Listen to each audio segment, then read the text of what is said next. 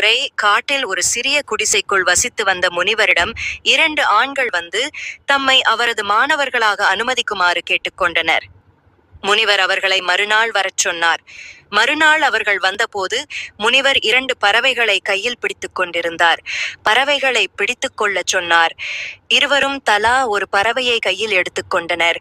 பின்னர் முனிவர் அவர்களிடம், நீங்கள் பிடித்து வைத்திருக்கும் பறவையை கொல்லுங்கள், ஆனால் ஒரு நிபந்தனை உள்ளது என்று கட்டளையிட்டார். ஆண்கள், என்ன என்று கேட்டார்கள். நீ பறவையை கொல்லும்போது யாரும் உன்னை பார்க்க முடியாத இடத்தில்தான் நீ பறவையை கொல்ல முடியும் என்று முனிவர் பதிலளித்தார். முதல் மனிதன் உடனடியாக முனிவரின் குடிசையிலிருந்து சிறிது தொலைவில் உள்ள காட்டிற்குள் சென்று அங்குமிங்கும் பார்த்தான். சுற்றி யாரும் இல்லாததை கண்டான். அதனால் அவன் ஒரு மரத்தின் பின்னால் சென்று அந்த பறவையை கொன்று முனிவரிடம் கொண்டு வந்தான்.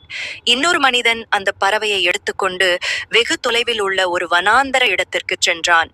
பின்னர் அவன் பறவையை கொல்ல நின்றான். நான் இந்த பறவையை கொல்லும்போது அது என்னை பார்க்கிறது, நானும் அதை பார்க்கிறேன். இதன் பொருள் 2 மற்றும் 3வது கடவுள் இதையெல்லாம் பார்த்து கொண்டிருக்கிறார் என்று நினைத்தார். ஆனால் முனிவர் இந்த பறவையை கொல்ல உத்தரவிட்டார். அப்போது இவை வேறு யாரும் இல்லை.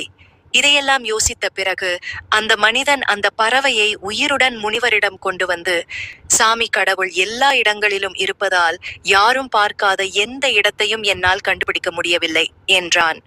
நீங்க சொல்றது சரிதான். நீங்க இந்த தேர்வுல தேர்ச்சி பெற்றுட்டீங்க. அறிவை பெற உரிமை இருக்கு. நீங்க என் மாணவரா எனக்கு வரலாம் என்று முனிவர் பதிலளித்தார். கடவுள் எல்லா இடங்களிலும் இருக்கிறார் என்பதையும், நாம் எல்லோரிடமிருந்தும் மறைந்து பாவம் செய்ய முயற்சித்தாலும் அவரால் நம்மை பார்க்க முடியும் என்பதையும் நாம் எப்போதும் நினைவில் வைத்திருந்தால், பின்னர் நாம் தவறு செய்வதிலிருந்து நம்மை தடுக்கலாம்.